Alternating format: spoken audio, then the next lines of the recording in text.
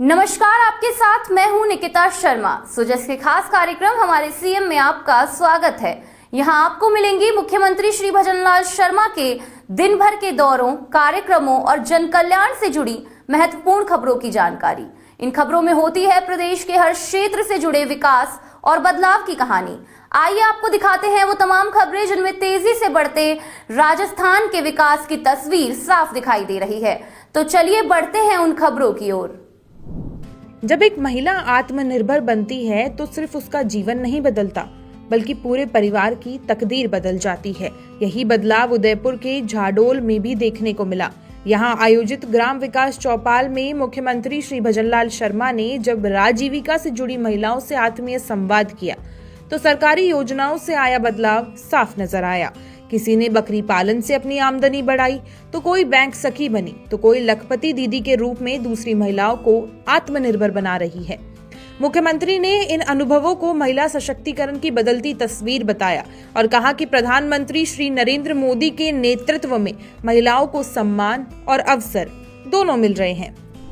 राजीविका के माध्यम से हमारे 21.5 लाख माता बहनों की ट्रेनिंग हो गई। 19.5 लाख माता बहनें हमारी राजीविका से जुड़ी हुई हैं। 19.5 लाख राजस्थान के अंदर माता बहनें जुड़ी हुई हैं। हम चाहते हैं इनकी संख्या और बढ़े, जिससे कि उनका उत्थान हो।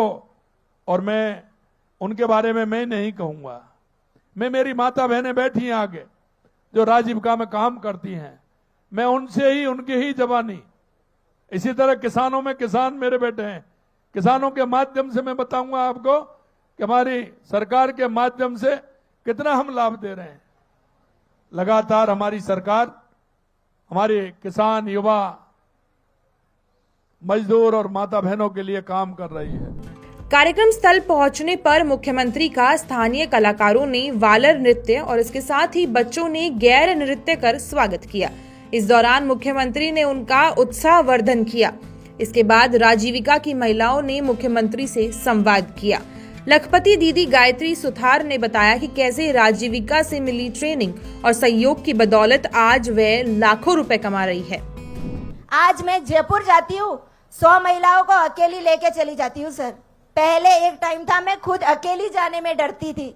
आज मैं सभी महिलाओं को साथ में लेके, हमारे सर बोलते हैं गायत्री दीदी को बोल दो, वो सबको लेके चली जाएगी, संभाल लेगी सबको। अभी आप कितना कमा लेती हो, कितना आपका महीने में कमा लेती हो, ये बताओ, जिससे कि भाइयों को, बहनों को पता लगे। सर बताऊंगी तो सर मेरे इनकम है 8,000। तो मेरे सर मैं अभी मैनेजर पे कार्य कर रही हूँ सर, क्योंकि मेरा काम अच्छा था तो मुझे मैनेजर की पोस्ट दी है अभी। और उसके बाद मैं बीमा सखी का भी काम करती हूँ जो फ्री टाइम में रहता है मेरा, तो उसमें से मेरे 7,000 रुपये बन जाते हैं सर। और मैं ऑनलाइन का मेरी दीदियों से संपर्क रहता है तो साड़ी वगैरह बेचना करना 4-5 हजार रुपये उसमें हो जाते हैं। और पार्ट टाइम में पार्लर का भी है घर पे, तो संडे को महिलाओं को बोलती हूँ संडे को मैं फ्री हूँ, आप आ जाओ, फेशियल वैक्स जो भी करवाना है। इनका सबका कितना पड़ जाता है महीने में आपका, ये बताइए ना सर। 20 से 22 हजार रुपए आराम से मैं लेती हूँ सर। बहुत अच्छा। भानु कुमारी ने राजीविका से जुड़ने के बाद अपनी जिंदगी में आए बदलावों को मुख्यमंत्री श्री भजनलाल शर्मा के साथ शेयर किया। मुख्यमंत्री से सीधे संवाद का अवसर मिलने पर उन्होंने खुशी भी जताई और कहा कि राजीविका से जुड़ने की वजह से ही ये संभव हो पाया है। अरे यहाँ पहले मुख्यमंत्री जी हैं जो आज यहाँ कमलनाथ की धरती पर पधारे हैं, जो आज हम सीधा संवाद कर रहे हैं। सर हम तो किताबों में ही पढ़ते थे कि मुख्यमंत्री जी ऐसे होते हैं यूं, पर आज हम सामने देख के बात कर रहे हैं कि आज मुख्यमंत्री जी तो हमारे पहले हम आप एक राजीविका से जुड़े तब आपसे बात कर रहे हैं। बाकी हमारे से कोई मुमकिन नहीं था, हम एक 4 दीवारी के अंदर ही रहते थे। और आज सर मेरे जीवन की मैं एक कहानी सुनाती हूँ, क्योंकि सर मैं एक सामान्य गृहिणी थी और मेरे परिवार में गरीब परिवार में मेरे पापा जी के मैं 6 बेटियां थी और हमें एक गरीब परिवार में शादी करवा दी और शादी करने के बाद हमारे 2 बच्चे थे और मैं एक सर घर परिवार चलाना बहुत मुश्किल था सर। मैं 2001 में शादी हुई थी पर हमारे पास इतना मुमकिन नहीं था कि हम कुछ कर सकें, ना हमारे पास सरकारी नौकरी नहीं, कुछ साधन नहीं थे। जो सक्रिय महिला होती है उसके रूप में मुझे चुना गया तो उन्होंने बोला कि दीदी आपको ट्रेनिंग में जाना पड़ेगा।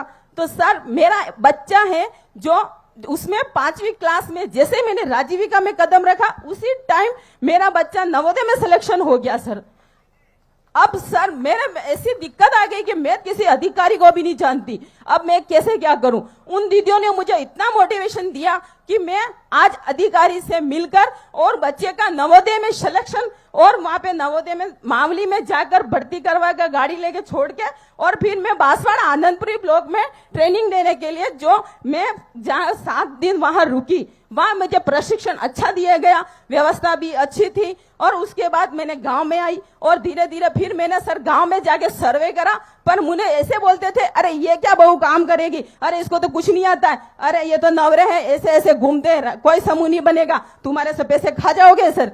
तो मैंने कहा मैं कोई पैसे नहीं खाऊंगी क्योंकि सर मैं गरीब परिवार से थी तो कोई नहीं मेरी सुनता था। तो कहता ये तो ऐसे घूंघट भी नहीं निकालती है। सर मैं जो कलेक्टर साहब द्वारा आज मुझे ब्रांड एम्बेसडर भी घूंघट प्रथा का मुझे अवार्ड मिला हुआ है सर। आज मैं घूंघट प्रथा के विरुद्ध हूँ सर, मैं किसी का घूंघट नहीं निकालती हूँ सर मैं बस। और आज मैं जो भी है मैं आज एक राजीविका की वजह से हूं सर और धीरे धीरे मुझे जो भी सम्मान और मान मिला है वो आज राजीविका की मिला है। और आज मैं एक बैंक सखी के रूप में पूरे ओगड़ा में जानी जाती हूँ और कोई भी सर समस्या होती है तो महिला आके मुझे सुनाती है, भावना दीदी मेरा ये काम कर देना। सुरक्षा सखी में होता है रात को आधी रात को किसी महिला का अगर फोन भी आता है तो पुलिस वाले से सर थाना अधिकारी से सीधे हम बात करते हैं और आज कहते हैं सर वहां गाड़ी लेके भेजो, वो महिला को ऐसे मार पीट के दारू पी रहा है, फटाफट बुला के गाड़ी में लाके अंदर अरेस्ट करवा देती हूँ सर मैं। और किसी की सर कोई समस्या होती है मैं तुरंत समाधान करवाती हूँ सर। मेरे गाँव में एक भी कोई ऐसी महिला नहीं जो मेरे को नहीं जानती है और मुझे कोई सब तरह से कोई परेशानी नहीं है। आज मुझे जो मेरी नया जीवन दिया है वो मेरा एक राजीविका है और आज मेरा जो बेटा है सर राज्य लेवल पर 4 बार उड़ीसा और चेन्नई जा चुका और आज वो खुद क्लासें लेता है सर। मैं एक गरीब परिवार से मैंने छोटा छोटा घर पैसा कर कर और आज मेरे बेटे को पढ़ाया है और आज मेरी बेटी भी योगा में, मेरी बेटी भी बीए कर रही है सर और मेरा परिवार बहुत खुशहाल है। और मैं आज राजीविका का बहुत बहुत धन्यवाद करती हूँ सर। मेरे जीवन में मैंने नहीं सोचा था कि मैं आपके सामने बात कर सकती हूँ सर, मेरे जीवन में कभी नहीं सोचा था मैंने, क्योंकि आज सर महिलाओं को बाहर नहीं निकले देने जाना देता है क्योंकि महिला यहाँ से जाती तो कहते हैं तुम्हारा आदमी के साथ जाओ, आदमी तो सर साथ साथ नहीं आते। मैं तो आज कहीं भी जा सकती हूँ, आधी रात को खड़ी रहती हूँ, मेरे को कोई बोल नहीं सकता है कि भावना पंडा क्या बात है। अगर मेरे से पीछे मुड़ के देख लिया तो वो सीधा कहाँ पता नहीं, उसका तो पता भी नहीं रहता सर। हमारे आज भी विभाग में, पुलिस विभाग में लगाकर कौन से भी विभाग में मैं खड़ी रह जाती हूँ, मेरा काम तुरंत होता है सर। मैं आज राजीविका का बहुत बहुत धन्यवाद करती हूँ सर। माननीय मुख्यमंत्री जी का हार्दिक स्वागत है, अभिनंदन करती हूँ जो मुझे आज मौका मिला आपसे बोलने का। तो आपने देखा कि कभी चूल्हे चौके तक सीमित रहने वाली ये महिलाएं आज अपने परिवार की आर्थिक ताकत बन चुकी है। इससे न सिर्फ वे आत्मनिर्भरता की नई मिसाल कायम कर रही हैं, बल्कि विकसित राजस्थान के सपने को पूरा करने में भी एक अहम भूमिका निभा रही हैं। सुजस के खास कार्यक्रम हमारे सीएम में आज के लिए इतना ही। फिर मिलेंगे मुख्यमंत्री श्री भजनलाल शर्मा के नेतृत्व में विकास की किसी नई कहानी के साथ। तब तक के लिए देखते रहिए सुजस समाचार। हमारे चैनल को लाइक, सब्सक्राइब और शेयर करना ना भूलें। धन्यवाद।